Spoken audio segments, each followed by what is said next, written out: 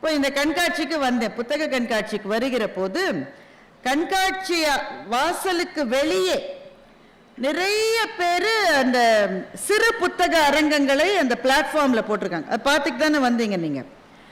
ஒரு 20-25 கடைக்கு மேலேயே இருக்கும். அந்த இடத்துல வருகிற போது கொஞ்சம் அந்த டிராஃபிக் ஜாம் இருந்தாலும் நான் மெதுவாக தான் வந்துட்டு இருந்தேன். அதில் ஒரு விசித்திரமான காட்சியை நான் பார்த்தேன். இந்த பழைய புத்தகங்களினுடைய அரங்கத்தில் சில அரங்கங்களில் நீங்கள்லாம் வர்ற போது ஒவ்வொரு அரங்கத்தில் போய் உங்களை மாதிரி இருக்கிறவங்க வாங்குறாங்க. எந்த அரங்கத்தில் வாடிக்கையாளர்கள் வருகிறார்களோ அந்த அரங்கத்திலே இருக்கிற விற்பனையாளர் அவர்களோடு பேசிக் கொண்டிருக்கிறார். மற்ற அரங்கங்களில் இது வரல. வராத போது அந்த விற்பனையாளர்கள் என்ன செய்கிறார்கள் என்று நான் பார்த்து கொண்டே வந்தேன். எல்லா அரங்கங்களிலும் வாங்குபவர்கள் வரவில்லை என்றால் அந்த அரங்கத்திலே இருக்கிறவர் பெரும்பாலும் இளைஞர்கள் தான். எல்லாரும் போனை தான் பார்த்துட்டு இருந்தாங்க. கொஞ்சம் விசித்திரமாக இருந்தது. ஒரு புத்தக கடையிலேயே உட்கார்ந்து கொண்டு அவர்களை சுற்றி ஒரு 300-400 புத்தகங்களை வைத்துக் கொண்டு ஆனால் போனை பார்த்துட்டு இருக்காங்கன்னா 2 காரணம் இருக்கும். ஒன்னு, அவங்க அரங்கத்தில் இருக்கிற எல்லா புத்தகங்களையும் அவர்கள் ஏற்கனவே படித்திருக்க வேண்டும். அப்படி இல்லாவிட்டால் அந்த புத்தகங்களிலெல்லாம் இல்லாத ஏதோ ஒரு சுவை அந்த செல்பேசியிலிருந்து அவர்களுக்கு கிடைத்துக் கொண்டிருக்க வேண்டும். நான் இப்படி யோசித்து பார்த்தேன். ஒருத்தர் தினம் 5 மணி நேரம் புத்தகத்தை படிச்சுக்கிட்டே இருப்பாருங்க அப்படின்னு வச்சுக்கோங்களேன். உங்க வீட்டில் யாரு அப்படி நீங்க விட மாட்டீங்க, அது வேற விஷயம். ஒருத்தர் படிக்கிறாருன்னு வைங்களேன், ஒரு நாளைக்கு 4 மணி நேரம் 5 மணி நேரம் இவர் படிச்சுட்டே இருப்பாருங்க என்றால் அவரை பற்றி என்ன சொல்லுவோம்? பெரிய அறிவாளிங்க அவர். ஒரு நாளைக்கு 4 hours 5 hours படிக்கிறாருங்க. ஒரு நபர் ஒரு நாளைக்கு 4-5 மணி நேரம் போனை பார்த்துக்கிட்டே இருந்தாக்க யாராவது அவர்களை அறிவாளி என்று சொல்லுவோம் அல்லது பொழுதை போக்குகிறவர் என்று சொல்லுவோமா? அப்போ கண் முன்பு நிதர்சனமாக தெரிகிறது, புத்தகங்கள் என்பது ஏதோ ஒரு அறிவுலக வாயிலுக்கு பக்கத்திலாவது நம்மை அழைத்து கொண்டு போகிறது. ஆனால் செல்பேசி என்பது நம்முடைய கவனத்தை தனக்குள்ளே ஈர்த்து கொண்டு தேவையில்லாத திசைகளில் நம்மை பயணிக்க வைக்கிறது என்பது நல்லா தெரிந்த பிறகும் போனையே நாம பார்த்துட்டு இருக்கோம்னா அது ஏன்னு அந்த கேள்விக்கு இவ்வளவு நாள் எனக்கு பதிலே கிடைக்கவில்லை. ராஜேந்திரன் சார் பேசின உடனே தான் பதில் கிடைத்தது. நாமெல்லாம் கொஞ்சம் கொஞ்சமா ரோபோக்களாக மாறிக்கொண்டிருக்கிறோம் என்பதுதான் அதற்கான காரணம். பெருமக்களே, புத்தகம் என்கின்ற புதையல் என்பதை என்னுடைய தலைப்பாக நான் தேர்ந்தெடுத்திருக்கின்றேன். இப்ப இன்னைக்கோ நேத்திக்கோ ஒரு நியூஸ் வந்தது, நீங்க எல்லாம் படிச்சிருப்பீங்க. பாகிஸ்தான்ல சிந்து நதிக்கு பக்கத்திலே ஒரு மாபெரும் தங்க சுரங்கத்தை கண்டுபிடித்திருக்கிறார்கள். பாகிஸ்தான் பொருளாதார நிலைமை அவ்வளவா சரியில்லாத ஒரு நாடு தான், ரொம்ப கஷ்டப்பட்டு இருக்கிற நாடு. அடிச்சாம்பாரு லாட்ரின்ற மாதிரி அவர்களுக்கு சிந்து நதியினுடைய கரையிலே மாபெரும் ஒரு தங்க சுரங்கம் இருப்பதை அவர்கள் கண்டுபிடித்திருக்கிறார்கள். நூற்றுக்கணக்கான பில்லியன் டாலர் மதிப்புள்ள தங்கம் அங்கே இருக்கிறது என்பதை அவர்கள் கண்டுபிடித்திருக்கிறார்கள். அப்ப இவ்வளவு நாளாக நமக்கு அது அங்கேதான் இருக்கு, அது இறங்கி போல அங்கதான் இருக்கு. ஆனா திடீர் என்று ஏதோ ஒன்று கிடைக்கிற போது அதுக்கு ஒரு வேல்யூ இருக்குன்ற போதுதான் அதை புதையல் என்று நாம் சொல்லுவோம். அப்படித்தானே? அப்படிதானங்க? புத்தகத்திலிருந்து என்ன அப்படி வேல்யூ கிடைக்கும்? ரொம்ப விலையுயர்ந்த புத்தகமா இருந்தா கூட ஒரு 700 ரூபாய் 800 ரூபாய் 2000 ரூபாய் என்ன நமக்கு கிடைக்கும்? அத புதையல் என்று எப்படி சொல்ல முடியும்? முதல்ல புதையலுடைய வேல்யூன்றதை பத்தி பேசுற போதே எனக்கு எழுத்தாளர் சுஜாதாவினுடைய ஒரு கதை ஞாபகம் வருது. அதுல இருந்து ஆரம்பிக்கலாம். நம்ம தலைகீழ் ராணி என்று சுஜாதா ஒரு சிறுகதையை எழுதினார். ஒரு இன்ட்ரெஸ்டிங்கான கதை அது. ஸ்ரீரங்கத்துல ஒரு தெருவுல ஒரு ரொம்ப வயசான ஒரு தாத்தா இருக்கார். தன்னந்தனியா அந்த வீட்டுல வாழ்ந்துட்டு இருக்கார். அவருடைய மகன் சென்னையில இருக்காரு. அப்பாவை கூப்பிட்டு பாக்குறாரு, வீட்டை வித்துட்டு வந்துருப்பா, தன்னந்தனியா எதுக்குப்பா இருக்கன்னு கேட்க மாட்டேங்கிறார் தாத்தா. ஒரு நாள் மகன் என்ன பண்ணாரு, குண்டு கட்டாவே தன்னுடைய அப்பாவை தூக்கிட்டு போய் கார்ல உட்காத்தி வச்சு அவர் சென்னைக்கு கூட்டிகிட்டே போகணும்னு வீட்டை பூட்டுறதுக்குள்ள இவர் இன்னொரு கதவை திறந்து இறங்கி போய் திரும்ப வீட்டு திண்ணையில உட்காந்துட்டார். நீ என்ன வேணா செய்ய, நான் இங்க இருந்து வரமாட்டேன். மகன் வெறுத்து போய் இங்கேயே இரு, இந்த திண்ணையும் இந்த வீடும் தான் உனக்குன்னு சொல்லிட்டு மகன் போயிடுறார். இப்போ ஊரெல்லாம் பரபரப்பா என்ன பேச்சுன்னா, தாத்தா வீட்டுல புதையல் இருக்கு, அதனாலதான் அதை விட்டு கிளம்ப மாட்டேங்கிறார். இந்த காலத்துல மகன்கள் அப்பாக்களை வா என்று கூப்பிடுவதே அரிதினும் அரிது. ஒரு மகன் குண்டு கட்டா தூக்கிட்டு போயும் ஒருத்தர் வரலன்னா ஒரு காரணம் இருக்கும். என்ன காரணம் தெரியுமா? வீட்டுல புதையல் இருக்கு. இவர் மாத்திரம் இல்ல, இவர் அப்பாவே 90 வயசு இருந்தாரு. 90 வயசு மட்டும் அவரும் வீட்டுல புதையல் எங்க இருக்குன்னு இடிச்சு இடிச்சு இடிச்சு பார்த்தாரு, கிடைக்கல. இப்ப அவர் விட்டு போன பணியை மகன் தொடருகிறார். மகனுக்கே இப்ப 90 வயசு ஆக போகுது. புதையல் கிடைக்கிற மட்டும் கிழவனார் கிளம்ப மாட்டாருன்னு ஊர்ல பேச்சாரு. ஊர்ல இருக்கிற பேச்சு நெருப்பில்லாம புகையுமாங்க. அதுல உண்மை இருக்குன்னு நிரூபிக்கிற மாதிரி திடீர்னு ஒரு நாள் ஒரு வெள்ளைக்காரன் அந்த வீட்டில் இருக்கார். உடனே ஊரெல்லாம் பரபரப்பாயிருச்சு. வெள்ளைக்காரரெல்லாம் கூட்டிட்டு வந்துட்டாரு. வீட்டுல ஏதோ நடக்க போகுது. அந்த வெள்ளைக்காரன் நிறைய எக்யூப்மெண்ட்ஸோட வந்திருக்காரு. ஏன்னா வெளியில இருந்து ஆளை கூப்பிட்டு வீட்டை தோண்ட வைக்கிறதுக்கு தாத்தாக்கு இஷ்டம் இல்லை. தன் கண்ணுக்கு படாம அவர் கண்ணுக்கு பட்டுருச்சுன்னா அவர் எடுத்துட்டு போயிடுவார் தானே. அதனால வெள்ளைக்காரர் ஒரே ஒரு ஆளா பலவிதமான எக்யூப்மெண்ட்ஸை வச்சு வீட்டை தோண்ட ஆரம்பிக்கிறார். ஊர்ல இருக்கிற யாரையும் அண்ட விட மாட்டேங்கிறார் தாத்தா, எல்லாரையும் விரட்டுறாரு. இதுதான் சுஜாதா எழுதுகிற கதை. வெள்ளைக்காரர் பலவிதமான எக்யூப்மெண்ட்ஸை வச்சு தோண்டி தோண்டி தோண்டி பார்க்கும்போது ஒரு இடத்துல டங்குன்னு சத்தம் கேட்கும். உடனே பரவசம் ஆயிடுறாங்க எல்லாரும். கிழவனார் கண்ணில் தனித்தனியா கோட்டுது. நான் சொன்னேனே, யாராவது நம்பினீங்களா? இருக்கு, எனக்கு தெரியும், அந்த இடத்துல இருக்கு. அப்புறம் மண்ணெல்லாம் அது பண்ணிட்டு ஆழத்துல இருந்து ஒரு பொட்டி இருக்கு. உண்மையிலேயே ஊர்ல இருக்கிற எல்லா சாமியும் வேண்டிக்கிட்டு நடுங்குகிற கைகளோடு கிழவனார் திறக்கிறார். அப்ப கூட வெள்ளைக்காரர் அதுக்கப்புறம் திறக்க விடல, இவர் தான் திறக்கிறார். நடுங்குகிற கைகளோடு திறந்தா உள்ள ஒரே ஒரு வெள்ளை கவர் இருக்கு. ஒரு என்வெலப் இருக்குல்ல, ஒரே ஒரு கவர் இருக்கு. இவர் என்ன நினைக்கிறாரு, தங்கமா காசு இருக்கும், வைரமாலையா இருக்கும், என்னென்னவோ ரத்தினமும் மரகதமும் மாணிக்கமும் வைடூரியமும் கொட்டி கிடக்குதுடா சாமி. ஒரே ஒரு வெள்ளக்கவர். வெள்ளக்கவர்ல என்னடா வச்சிருப்பீங்க? செக்கு எழுதி வச்சிருந்தா கூட காலாவதியா இருக்குமேயா. எடுத்து பார்த்தா வெள்ளக்கவருக்குள்ள எதுவுமே இல்லை, ஒரே ஒரு சின்ன ஸ்லிப் இருக்கு. ஒரு குறிப்பு மாதிரி தலைகீழ் ராணின்னு எழுதியிருக்கு. அவ்வளவுதான். தாத்தா சொல்றாரு, இது ஒரு க்ளூ, இது இந்த க்ளூவை வச்சு கண்டுபிடிங்க. வெள்ளைக்கார சொல்ல, இனிமே என்னால தோண்ட முடியாது, இதுதான் க்ளூக்கே இவ்வளவு போனோம்னா நான் இன்னும் எவ்வளவு தேட வேண்டியது. தேடி தேடி பாக்குறாங்க. அந்த தலைகீழ் ராணின்ற சொல்ல வச்சு எதையுமே அவங்களால யோசிக்க முடியல. ராணி தலைகீழா இருப்பால, ராணி நேரா தானங்க இருக்கும். தலைகீழா என்ன ராணி இருக்கும்? தலைகீழ ராணி இருக்கிற ஒரே இது சீட்டுக்கட்டுல தான் ஒரு ராணி தலைகீழா இருக்கும்.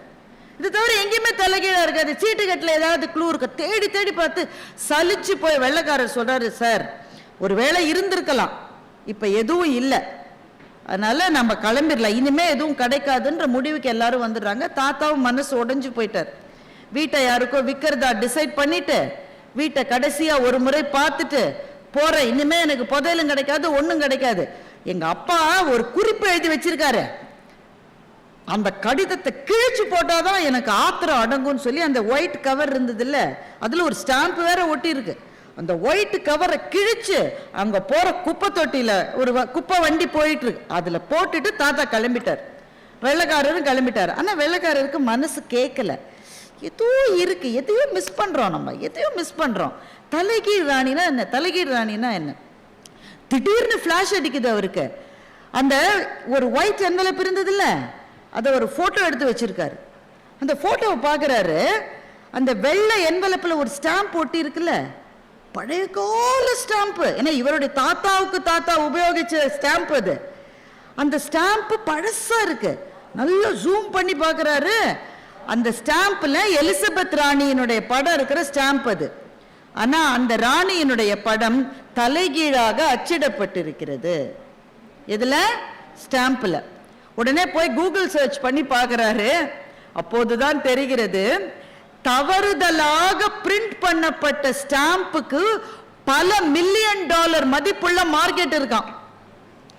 அதுவும் ராணியினுடைய ஸ்டாம்பை தவறா அச்சிட்டாங்கனாக்க அதெல்லாம் கலெக்ட் பண்றதுக்கு ஒரு கோஷ்டி உலகத்துல இருக்கு. அவர்கள் இப்ப அவர் தேடி பார்க்கிறாரு, எவ்வளவு ஸ்டாம்ப் அச்சிட்டாங்க, தலைகீழ அச்சிட்டாங்க. அவங்களெல்லாம் அநேகமா ராணி கழுவுல ஏற்றி இருக்கும்னு நினைக்கிறேன். அந்த காலத்துல தலைகீழ அச்சிடப்பட்டது எவ்வளவு ஸ்டாம்ப்னா வெரி ஃபியூ, 10-15 அதுக்குள்ள நிறுத்திட்டாங்க. தலைகீழ அச்சிடும். அந்த 15 வச்சிருக்கிறவெல்லாம் இன்னைக்கு மில்லியனர். அதுல ஒரு ஸ்டாம்ப் நம்ம தாத்தாவிட்ட கிடைச்சு அத அவர் ஒரு என்வெலப்ல ஒட்டி தலைகீழ் ராணின்னு குறிப்பு வச்சுக்கிட்டு தான் அவர் போய் சேர்ந்திருக்காரு. நம்மாலதான் கண்டுபிடிக்க முடியலன்னு வெள்ளக்காரர் கண்டுபிடிச்சு உடனே போன் பண்றாரு. யாருக்கு? தாத்தா கார்ல போயிட்டு இருக்காருல்ல, தாத்தாவுடைய டிரைவருக்கு போன் பண்ணி, எங்க கீழ்ச்சி போட்டாரு தாத்தாட்ட கேளு. தாத்தா கிட்ட எங்கேயோ கீழ்ச்சி, அங்க ஒரு குப்பை வண்டி போயிட்டு இருந்தது, அதுல கீழ்ச்சி, அந்த குப்பைக்காரரை கண்டுபிடின்றாரு வெள்ளக்காரர். உடனே ஊர் முழுக்க போன் பண்ணி கலெக்டர்ல இருந்து அந்த கார்பரேஷன் அதிகாரிகள்ல இருந்து தாத்தாவில இருந்து தாத்தா பையன்ல இருந்து வெள்ளக்காரர் இருந்து அத்தனை பேரும் ஒரு குப்பை வண்டிக்காரரை தேடி போனார்கள் அப்படின்னு கதையை முடிச்சிட்டாரு சுஜாதா. நம்ம குப்பைக்காரர்னு சொல்றோம்ல, குப்பையை போடுறவங்க குப்பைக்காரரா, குப்பையை எடுக்கிறவர்கள் குப்பைக்காரர்களா? குப்பையை எடுக்கிறவங்கள நாம குப்பைக்காரன்னு சொல்லிட்டு இருக்கோம், போடுறவங்க தானே குப்பைக்காரங்க. அந்த சகோதரரே அது மட்டும் யாரும் மதிச்சிருக்க மாட்டாங்க. அவர் அந்த சைடு வந்தா கூட தள்ளி போப்பான்னு சொல்லியிருப்பாங்க. இன்னைக்கு ஸ்ரீரங்கம் ஊரே அவரை தேடி போச்சுன்னு கதையை முடிச்சிட்டாரு சுஜாதா. இப்போ அந்த புதையல் கிடைச்சுதா இல்லையா? குப்பை வண்டியை ஓட்டி செல்கிற சகோதரரை பார்க்க முடிஞ்சுதா, பார்க்க முடியலையா? பார்க்க முடிஞ்சாலும் இவர் கசக்கி போட்ட காகிதம் கிடைச்சுதா, கிடைக்கலையா? அப்படியே கிடைச்சாலும் அதுல இருக்கிற ஸ்டாம்ப் சேதாரமாகாமல் இருந்ததா இல்லையா? அப்படியே அது நல்லா இருந்தாலும் அதை பிரித்தெடுத்து விற்று தாத்தாவுக்கு புதையல் கிடைச்சுதா, கிடைக்கலையா? இந்த கேள்வி எதற்கும் எழுத்தாளர் சுஜாதா பதில் சொல்லவில்லை. நமக்கு என்ன விருப்பமோ அந்த விடையை fill in the blanks மாதிரி நாமே போட்டுக்கலாம். தலைகீழ் ராணி என்ற கதையிலே அவ்வளவு காலம் அந்த புதையலின் மீதுதான் அந்த தாத்தா இருந்து கொண்டிருந்தார். அது மேலே தான் இருந்தார், ஆனா அது தெரியல. அதே ஒரு கதையாக சொல்லுவார்கள். ஒரு பிச்சைக்காரர் ஒரே இடத்துல இருந்து ஒரு ஊர்ல ரொம்ப நாள் பிச்சை எடுத்தாராம். யாராவது 50 பைசா போடுங்க, 1 ரூபாய் போடுங்க, 2 ரூபாய் போடுங்கன்னு. ஒரு நாள் அவர் இறந்து விட்டார். சரி, இவ்வளவு நாளா ஊர்ல இருந்த பிச்சைக்காரர் இறந்துட்டாரு, நம்ம கௌரவமா ஒரு அடக்கம் பண்ணிடலாம். அவர் உட்கார்ந்து இந்த இடத்தையே தோண்டினாங்களாம். அதுக்கு கீழே ஒரு புதையல் இருந்துதான். அந்த புதையலின் மீது உட்கார்ந்து கொண்டுதான் அது தெரியாமல் அந்த பிச்சைக்காரர் அவ்வளவு நாள் 20 வருஷம் பிச்சை எடுத்திருக்காரு. தாத்தா ஸ்டாம்புக்கு மேலேயே உட்கார்ந்து ஸ்டாம்பை தேடின மாதிரி பிச்சைக்காரர் புதையலின் மீதே உட்கார்ந்து கொண்டு பிச்சை எடுத்தது மாதிரி ஒரு விதத்தில் நாம் எல்லாரும் கூட வாழ்க்கையில் மகிழ்ச்சியை, சந்தோஷத்தை, அவர் சொன்னார்ல, எதை பார்த்தாலும் ஆச்சரியப்படுகிற ஒரு மனது, எதை பார்த்தாலும் பரவசமாகிற ஒரு உள்ளம், இதெல்லாம் நமக்கு இல்லை. எதை பார்த்தாலும் முன்னாடியே பார்த்த மாதிரி இருக்கு, நமக்கு இதுல என்ன இருக்குன்னு தோன்றுகிறது.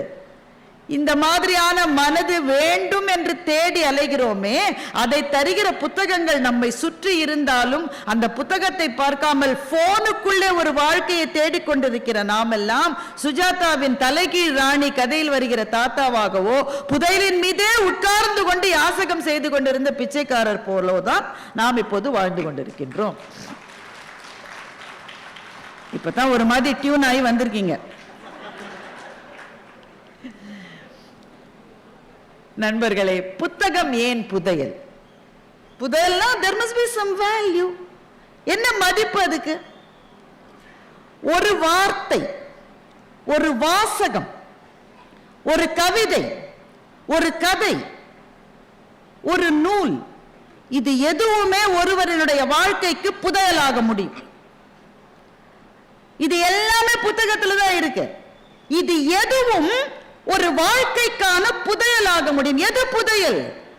நீங்க கடையில போட்டு ஒரு காசு கொடுத்து வருவது அல்ல புதையல். எது உங்களினுடைய வாழ்க்கையை மலர வைக்கிறதோ அது எல்லாமே புதையல் தான். பெரும் பணக்காரர்கள் கூட எதையோ தேடிக்கொண்டிருக்கிறார்கள், ஏதோ ஒரு நிம்மதியை, ஏதோ ஒரு சந்தோஷத்தை. தன்னந்தனியா இருக்கு, எனக்கு ரொம்ப தனிமையா இருக்கு. You are always lonely at the top என்று சொல்லுவார்கள். உயரங்களுக்கு போக போக போக போக தனிமை தான் கிடைக்கிறது.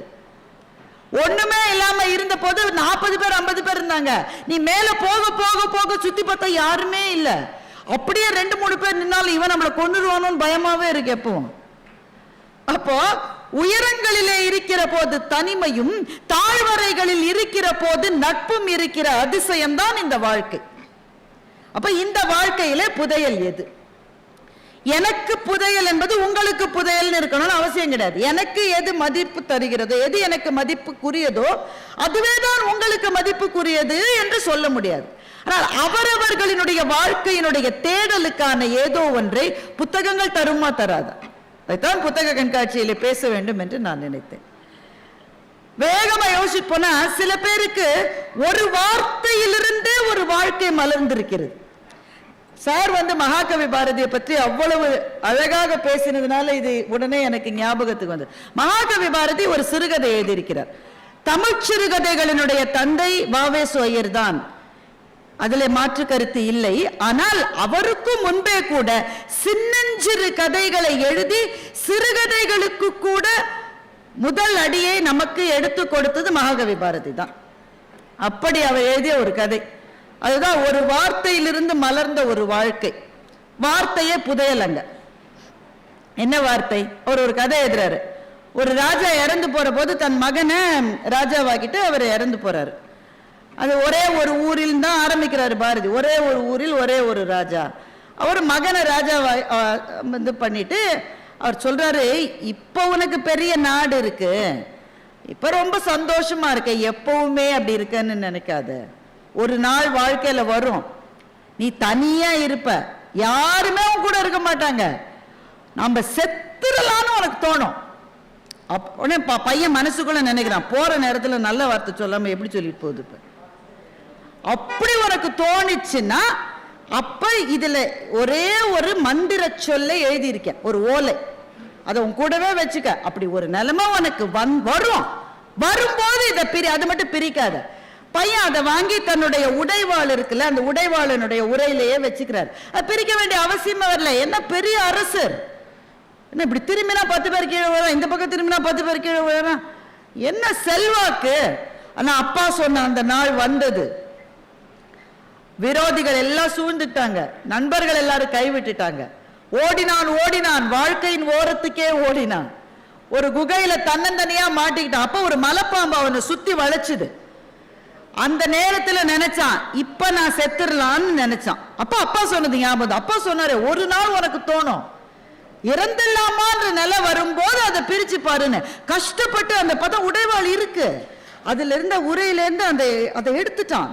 மலைப்பாம்பு நெருக்குது, இருந்தாலும் கஷ்டப்பட்டு எடுத்துட்டான். இதுல என்ன ஒரு சொல், என்ன மந்திர சொல் பிரிச்சு பார்த்தான். அப்பா அந்த ஒரு சொல்ல 3 முறை அவங்க அப்பா எழுதியிருந்தாரு.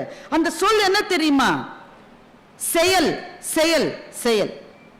3 அது ஒரு சொல்லுதான். ஆக்ட். பேசிக்கிட்டே இருக்காத.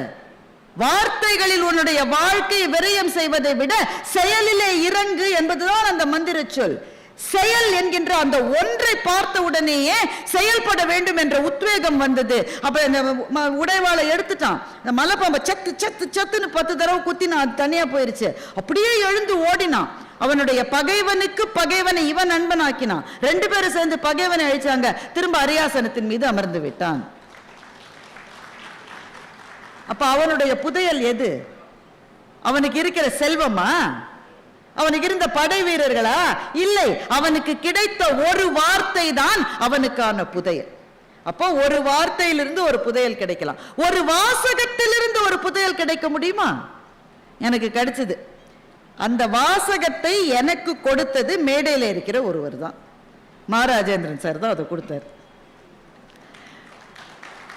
ஒரு அரங்கம், அந்த அரங்கத்தில் சாரும் நானும் அமர்ந்திருந்தோம். நிகழ்ச்சி அப்ப தொடங்கலை, இனிமேதான் தொடங்க போகுது. 2 பேரும் இதை பத்தியும் பேசிட்டு இருந்தோம். ஒரு நபரை பத்தின்னு வச்சுக்குங்க, யாரை பத்தியும் வச்சுக்குங்க.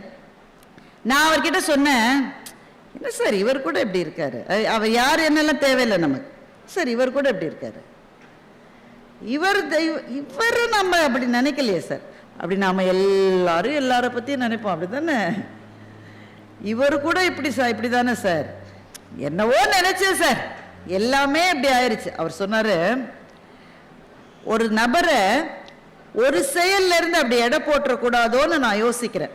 சார் சொன்னது எனக்கு ஞாபகம் இருக்கு, அவர் ஞாபகம் இருக்கான்னு எனக்கு தெரியல. அப்படி ஒரு செயல்ல இருந்து 2 செயல்ல இருந்து எதையுமே எடை போடக்கூடாதுமா. அது எப்படி சார் முடியும்? தாத்தா சொல்லிட்டு போயிருக்காரு. யாரு? எங்க தாத்தா, அவர் தாத்தா இல்ல, வள்ளுவர் தாத்தா சொல்லிட்டு போயிருக்காரு.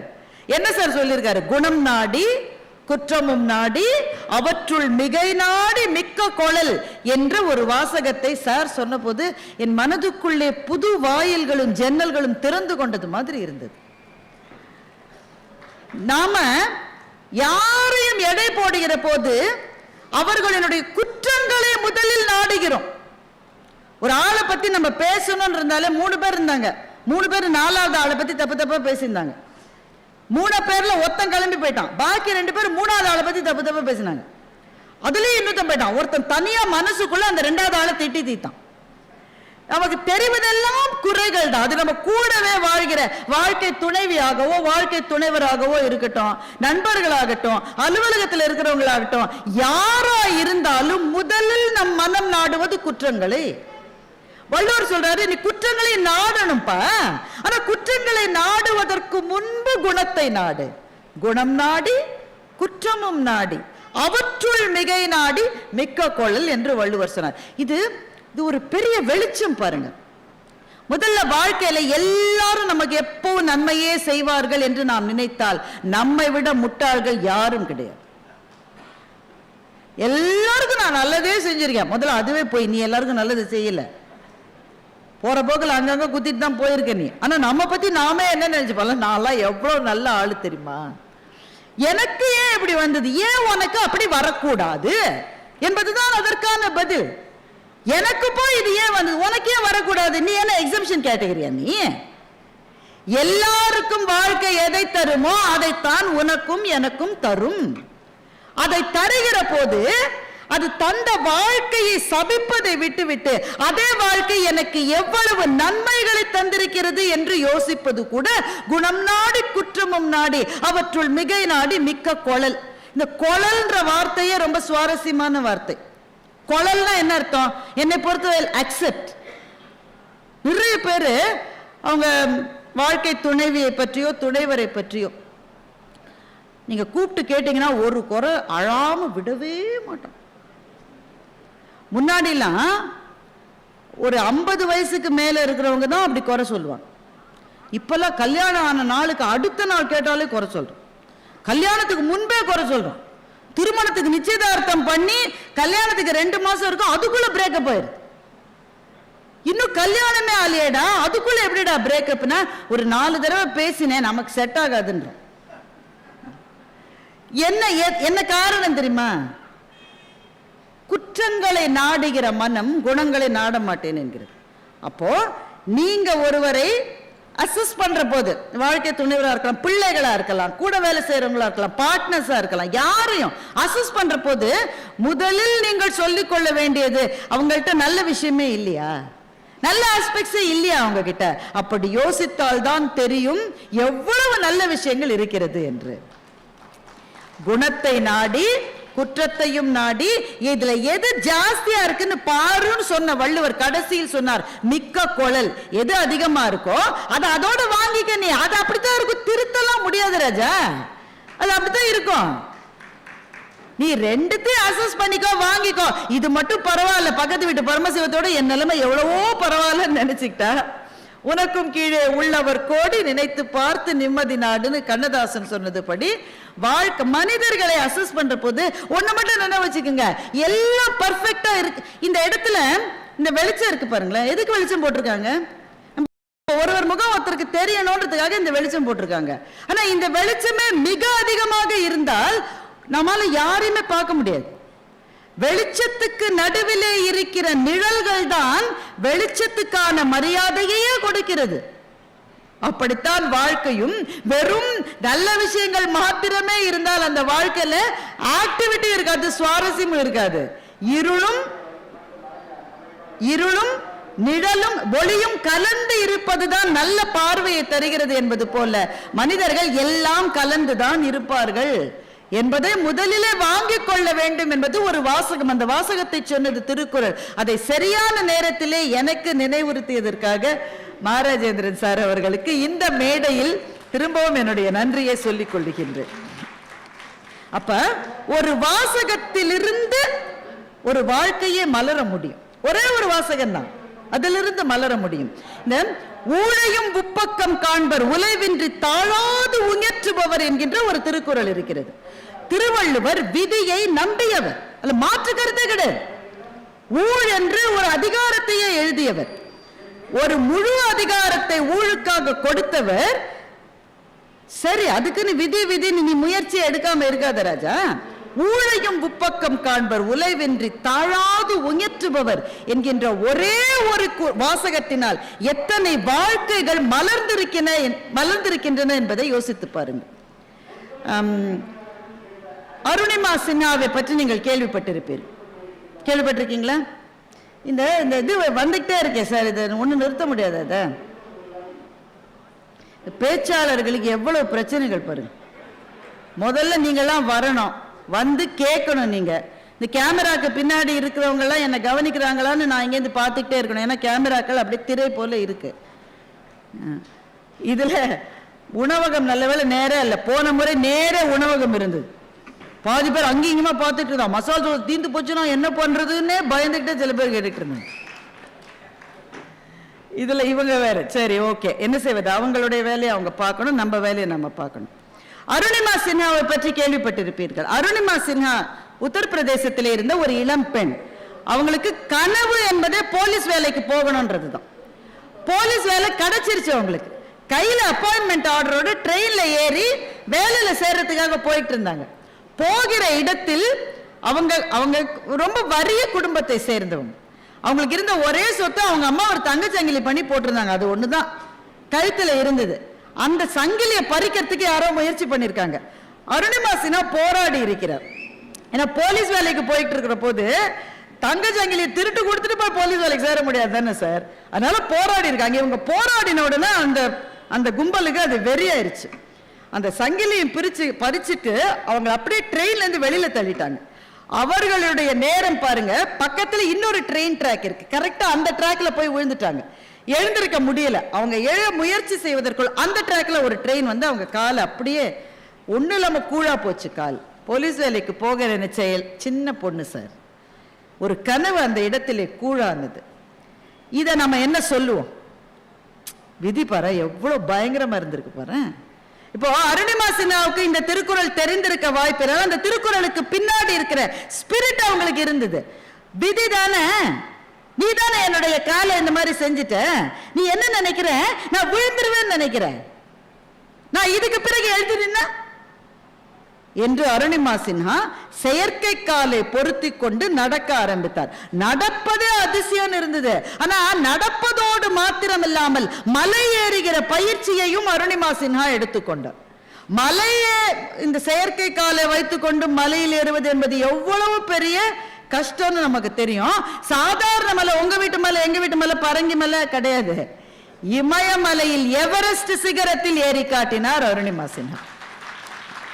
செயற்கை கால்கள் பொருத்தப்பட்டு எவரெஸ்ட் சிகரத்தில் ஏறிய முதல் பெண், முதல் நபர் என்கின்ற பெருமைக்கு உரியவரானார். அப்போ விதி என்பது இழுக்க பார்க்கிறது. ஈரோடு தமிழன் ஒரு கவிதை எழுதுறாரு.